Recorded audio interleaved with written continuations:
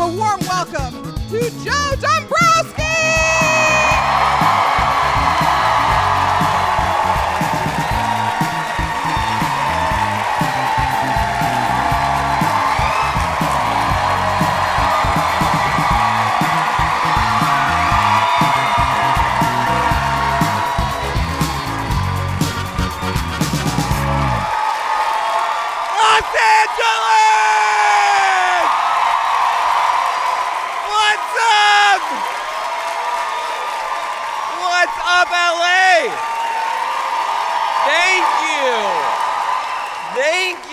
Oh my gosh, it's been so long since I've been in LA.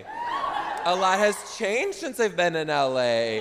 I was a teacher for 10 years and I quit.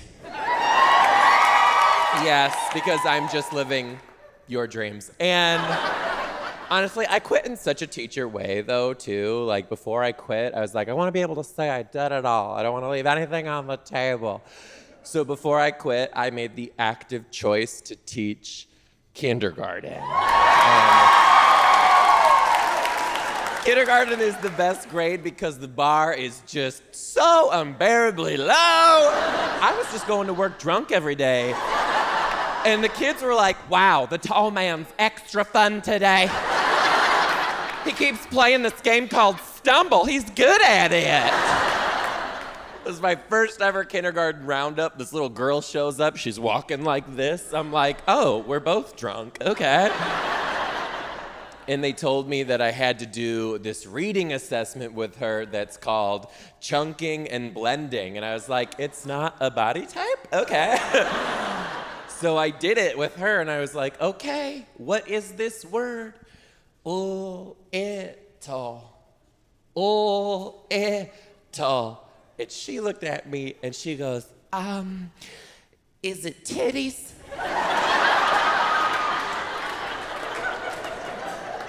You know what? Believe it or not, no. It's not titties. Let's try it again. Little. Oh, it's little titties.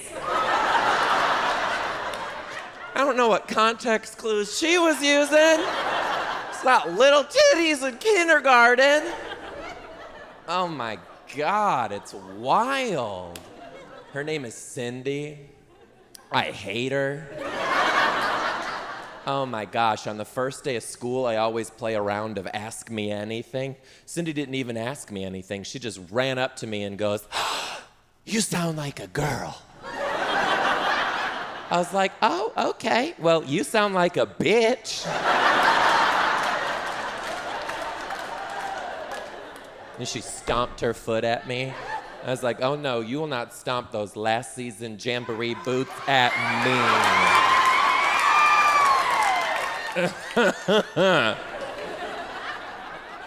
Terrible. I dyed my hair one time, well, what's left of it, because what they don't tell you is that teaching will age you like cottage cheese. Literally, like you walk into a classroom for the first time as a fresh, tight-faced 22-year-old, you walk out that same year looking like a Shar-Pei that crossbred with a melted candle. I dyed my hair and the whole class freaked out. They were like, why would you do that? And I was like, oh, I just wanted to look a little bit younger. And Cindy said, but what are you gonna do about your face though? Well, Cindy, seeing that your dad's moved from my emails into my DMs, I don't think I'm gonna change anything. I learned that kindergartners are super hype for literally any holiday. And it doesn't even matter the holiday. You could go into a room of kindergartners tomorrow and say, you guys, today is Flag Day. And they would say,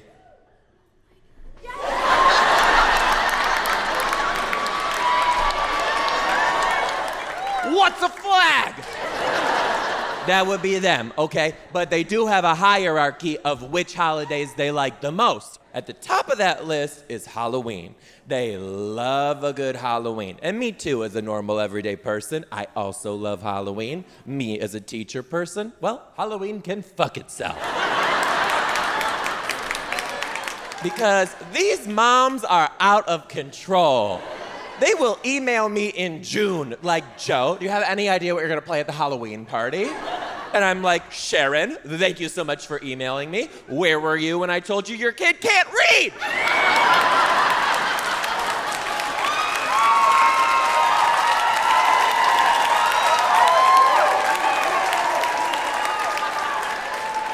Toilet paper mummy. It is insane. And I am originally from Detroit, but don't worry, I won't cut you. But in Detroit, we go all out for Halloween, right? And I'm used to that. But recently, I moved to Seattle. Seattle, totally different, okay? And my partner and I were both very liberal, very open-minded guys. But when we first moved to Seattle, we took one step out of our apartment and we were like, babe, are we Republican? My car's on fire. So Halloween time rolls around and I ordered this big box of Halloween shit, okay? And the secretary marches it down to my office, how pretentious, my classroom. And she slams it on my desk and she goes, Joe, we don't celebrate Halloween here in Seattle schools. We don't celebrate Halloween because Halloween is nothing more than a cultural appropriation of the Mexican holiday, Dia de los Muertos. And yes, she was white. But I have this disease called I can't keep my mouth shut. So I just looked at her and I was like, I think you're wrong. Have you seen Hocus Pocus? That takes place in Massachusetts. Puta.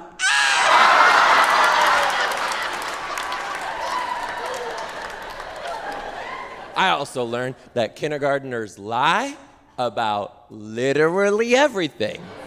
Like in my class, when they speak, I just look at them and I'm like,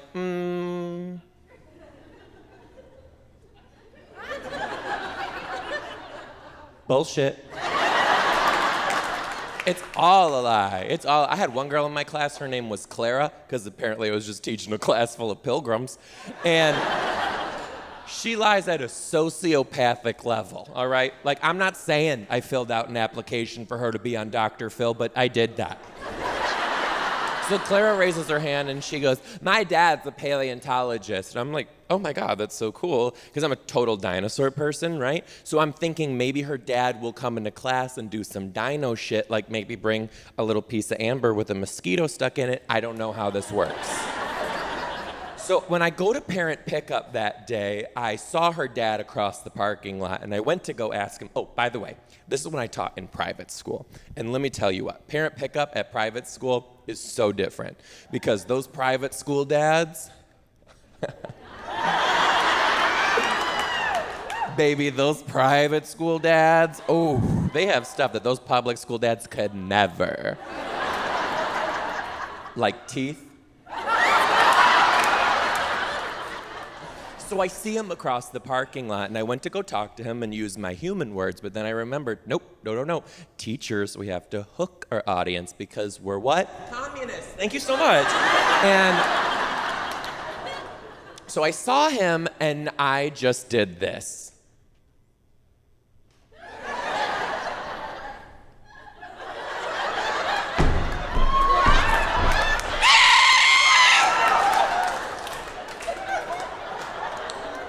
He shat.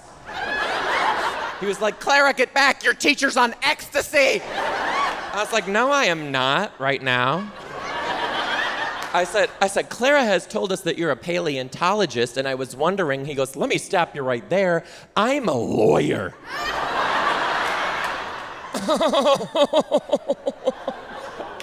Oh. Well, are you taking on any new clients?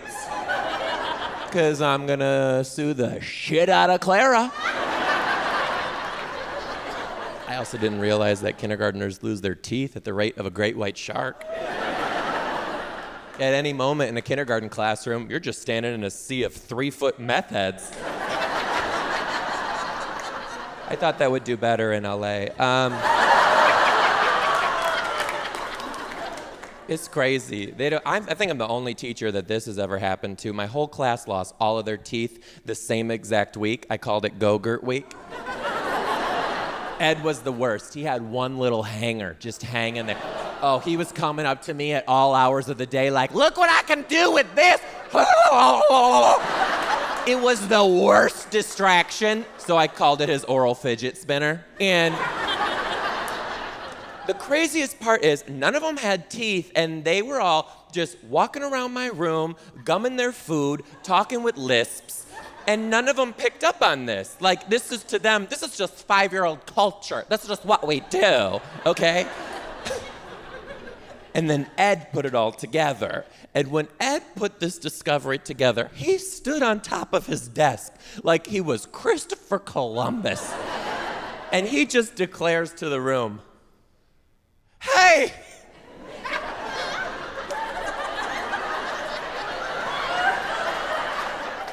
We don't got no teeth!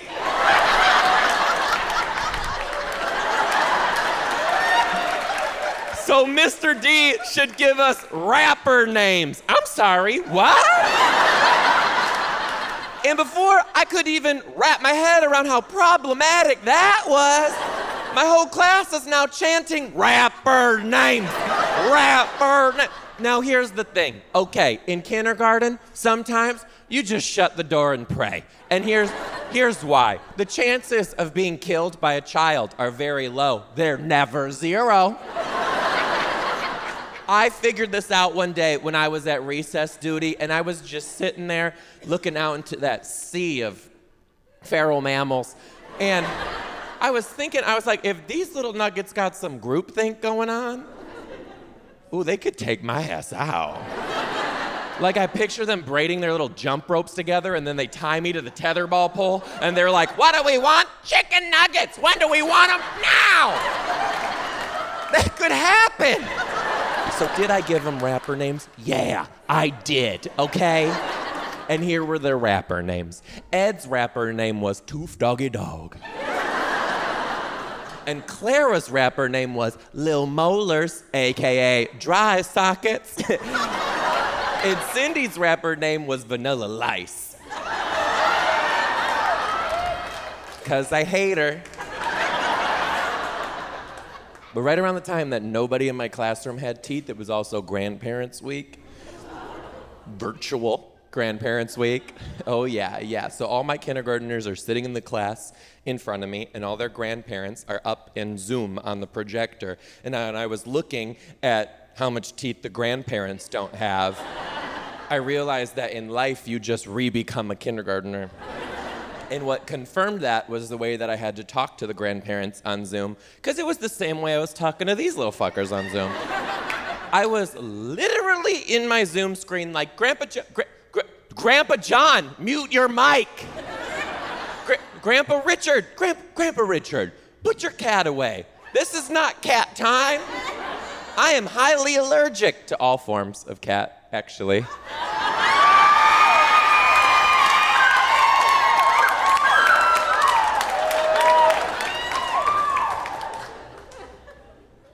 Grandma Kathy, your titties are out. Nope, go ahead, pick those up off the floor, thank you. No, remember the steps I taught you. Step 1, roll them up. Step 2, chuck them in your waistband. Step 3, press your life alert. Those things have fallen, they can't get up, thank you. Kindergartners also can't cut anything. When you hand out the safety scissors in kindergarten, their faces looks like you just tossed them a Rubik's Cube and said, hey, you, solve it. They can't do it. I had a kid in my class who used to cut like this. I'm like, oh, okay, what the fuck is that? Are you gonna go hedge the bushes into a giraffe? He loves the scissors, though. He gets so excited when I pass out the scissors. He loves any craft, any cutting, any gluing, any glitter, because he's so fancy. That's gay for gay. And it is insane. He turned in his cutting activity. He had to cut out the human face and glue the body parts in the right place. His looked like the spirit of Pablo Picasso was whispering in his ear, "Put the eyes where the butthole goes." It was all wrong, okay? He loves the scissors, though, and I got curious one time. I had to ask him, I go, "What do you want to be when you grow up?" He's like, "A cosmetologist." I had to act surprised. I was like, "No way." But I love that answer, though, because his name is Estaban, and I always picture the kids, what they're gonna be like when they grow up, and Estaban is my favorite, because I know when he grows up, he's just gonna be like, "Hello, my name is Estaban, like Gloria. My kindergarten teacher told me I can be whatever I want to be. So I choose cosmetology. But I also choose gay."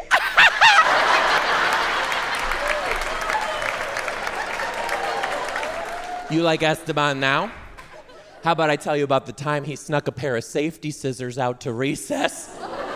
Oh, he came back in from recess with 5 of his best girlfriends, because duh. And they were all sporting their brand new asymmetrical mullets. It's like Estaban on the holograms just waddled up into my class. I did not know what to do, but I knew I had to call his mom. So I called his mom, was not expecting it to turn into a full-on telenovela. I didn't even say hello, and she was like, no. I was like, "Listen, I have to call you because I can't hit him with the chancla. We also have a problem." She goes, "He's gay." We have 2 problems. He's bad at it.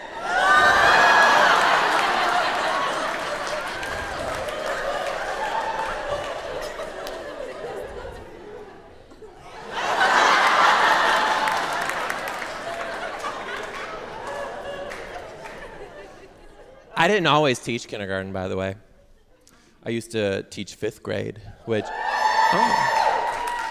okay, well, you should let me finish, because I hated it. I will never teach 5th grade again, because there are not enough Glade plugins to go around in 5th grade. That shit smells. Like what? We'll never know. But what we do know is a 5th grade classroom, no, that's probably where COVID started.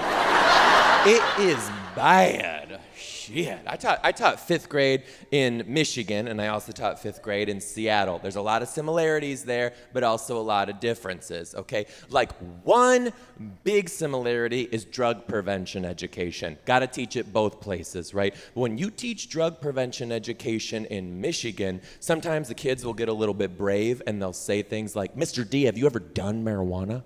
And I don't like to lie to the kids, so I'm just like, "Have you?"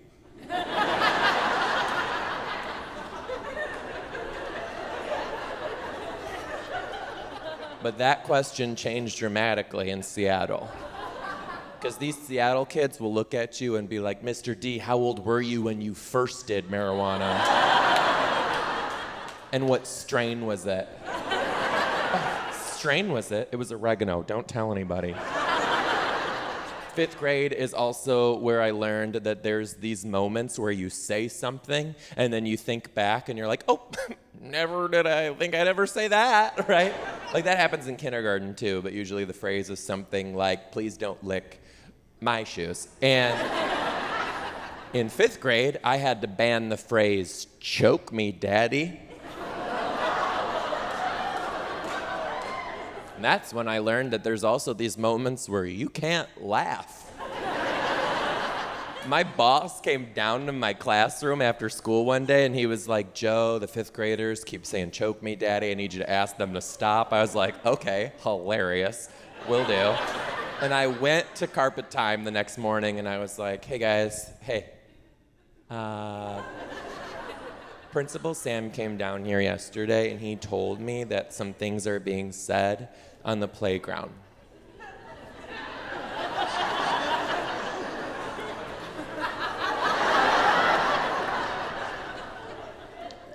understand. These are things that are making people feel unsafe. These are things that are making the community of learners not work. So I'm gonna have to ask you guys to, 1 minute.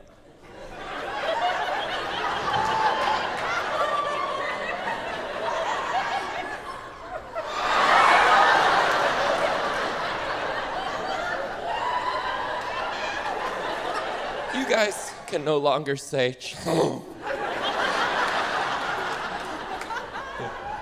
You guys can't say, You guys can't say things that I say, okay?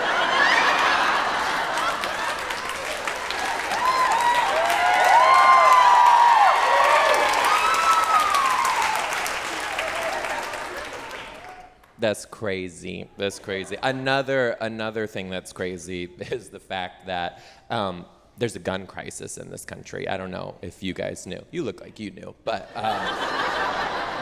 the crazier part is that a lot of it is in schools. Like, there's a gun problem in schools. And the way that this government wants to handle that is they want to give guns to the teachers.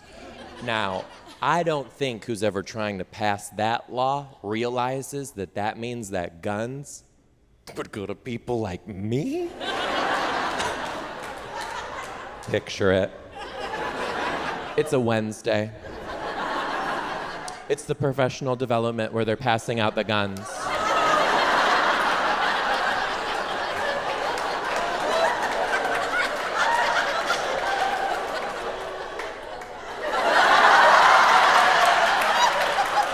The liaison officer has them splayed out on a table in the library. Yes, it's a kidney table. And I show up to work rattling off gay-ass questions like, excuse me, can I label my gun with my cricket? No? Okay. Do you have a pink camouflage option? No, I don't have a gun safe. I was just gonna keep it in the treasure box. The craziest thing to me that they don't realize is that whenever the government makes a new law about education, the districts have to roll it out in the most complicated way possible. So the way that teachers would find out that you're getting a gun is you'd be driving to work in your Flintstones car, and you roll up in your 1994 Buick Regal that you're still paying off. I see you. And you park, and your boss sends a mass text to the whole staff, and she's frantic. She's like, attention, when you get to your classroom today, your gun will be waiting on your desk for you. Yay! I'm like, oh gosh, thank you, Kathleen. Just so you know, I don't even know where I left my good grading pens, but sure, leave a gun on my desk. And then you get to your desk, and there's your brand new musket, probably.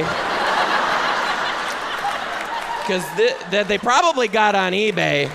Because this is public school. They can't afford Prime. They don't have Amazon. Right, half these public schools don't even have Wi-Fi. They're still sending out the newsletter via carrier pigeon, all right? And then you look, and your gun, it's got a cute little note card attached to it with a ribbon, and it says, BYOB, bring your own bullets. Can you stop? Can you picture that shit? Like the bad guys come, and all the teachers are like, hey, hold on, I got this one.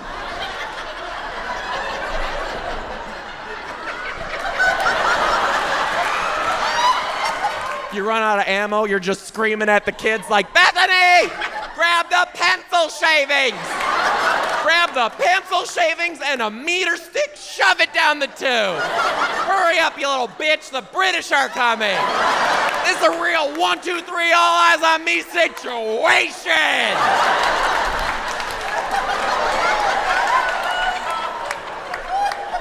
The most valuable person in the school becomes the school nurse overnight. She's got a line of teachers outside her office, and they're just like, you know what, I'm not gonna say any names, but Nancy didn't know it was a drill. And now my ass looks like what happened with Dick Cheney. So grab your tweezers, Trish, start plucking. It's crazy. That's crazy. I gotta tell you what though, I'm actually 100% pro teachers having guns. 100%, 100%. And if you don't agree with me, you will after this question. Have you ever been in a meeting?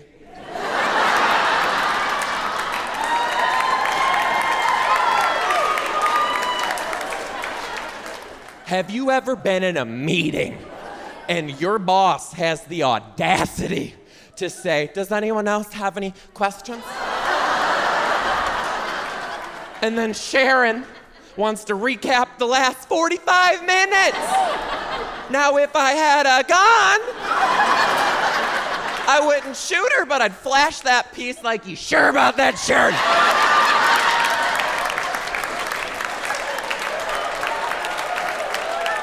I got one back here. And that's when I realized that teaching's actually just a never-ending game of fuck around and find out. Oh, another big similarity is in 5th grade, both in Michigan and in Seattle, you have to teach sex ed, okay? Yes, but when you teach sex ed in Michigan, you teach it to either just the boys and just about their parts, or just the girls and just about their mazes.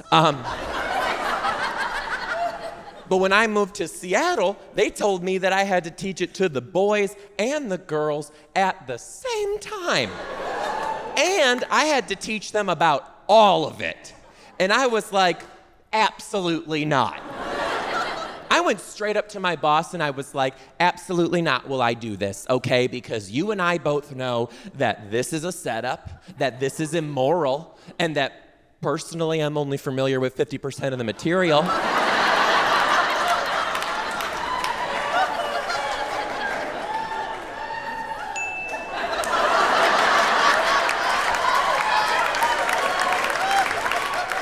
And I wasn't getting my way, so I filed a union grievance, and in true teacher fashion, still had to do it. I'll never forget, I was in 5th grade and I was teaching sex ed. Unit 1, birth and breastfeeding. Unit 1, because let's just start at the fucking end. So I wrap it up, and to remind the kids, I was like, okay, guys, remember, mammals produce milk to give their babies supple nutrients.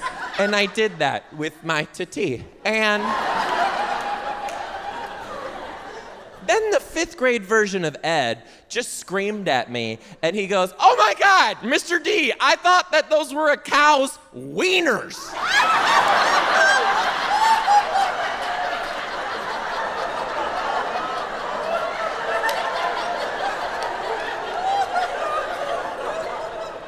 Why are you laughing? That's insane. We know that cows don't have 4 wieners, because if they did, I would only date cows.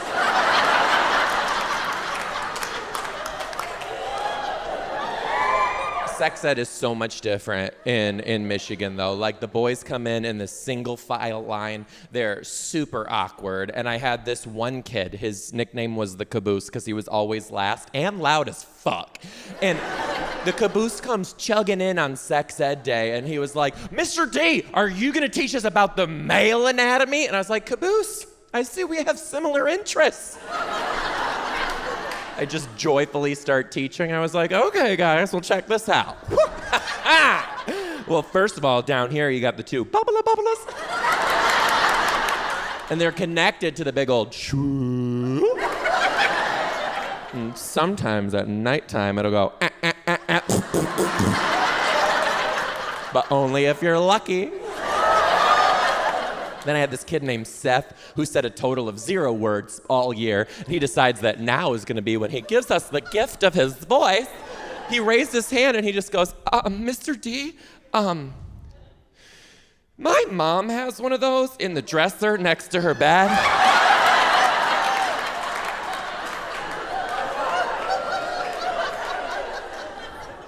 And then there are these times in teaching where you have 0.4 seconds to figure out what to do, or you'll die. And I handled this one like a pro, though. I just looked at him very quick, and I was like, oh, Okay.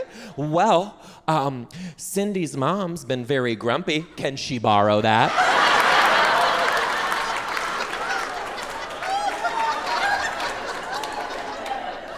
Then the caboose chimes in again. He's like, are you gonna teach us about pachimas? I was like, medical terms, please, thank you. So I just started teaching. I was like, okay, you guys, here we have...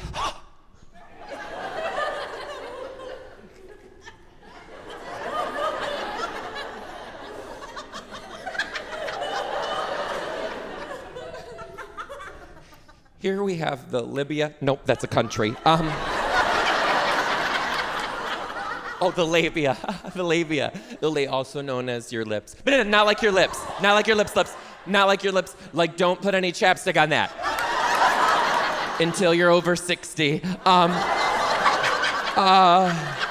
You know what? Just take out your pencil, circle the Filipino tubes. It'll be fine. Okay? Caboose screams at me again, and he goes, Mr. D, did you know that girls have a tiny penis and it's called a clitoris? No. And then the room just erupted in clitoral talk. These are real quotes, by the way. One kid was like, I thought a clitoris was a dinosaur. And another kid goes, my dad drives a Ford clitoris. And another kid said, if a clitoris is a tiny penis, then I in fact have a clitoris.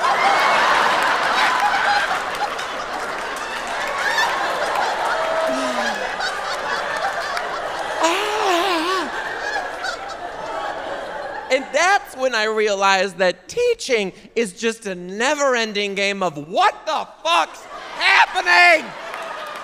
You guys, I'm Joe Dombrowski. Thank you so much, Los Angeles. Thank you. Thank you. Who wants the backpack?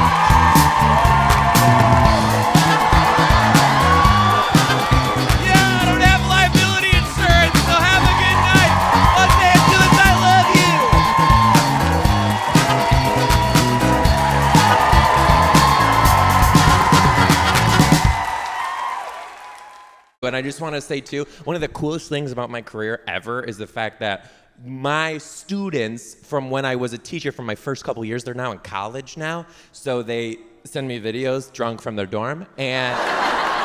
But one of the coolest things happened to me a month ago. One of my kids wrote to me, and he said, it is so crazy because when we were in your class, you were trying so hard to do comedy after work, and you were doing it over and over. And he said, it's so cool that you were teaching us and telling us to reach our dreams, and you're doing it. That's cool.